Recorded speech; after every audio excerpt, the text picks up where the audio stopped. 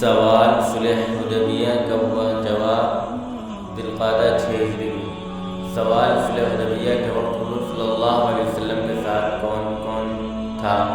جواب مہاجرین و انصار کا ایک گروہ۔ سوال صلح حدیبیہ میں حضور صلی اللہ علیہ وسلم کے ساتھ کتنے صحابہ تھے؟ جواب تقریباً 1500۔ سوال صلح حدیبیہ کے موقع پر حضور صلی اللہ علیہ وسلم کی طرف سے اہل مکہ کی جانب بحیثیت سفیر کون تھے؟ جواب حضرت عثمان بن عفان رضی اللہ تعالیٰ۔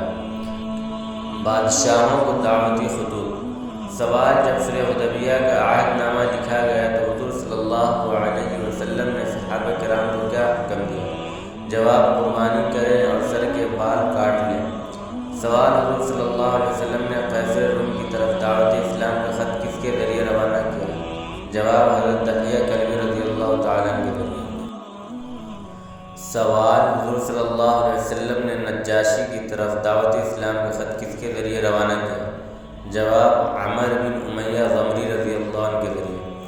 سوال حضور صلی اللہ علیہ وسلم نے مصر کے بادشاہ مقوقس کی طرف دعوت اسلام کا خط کس کے ذریعے روانہ کیا؟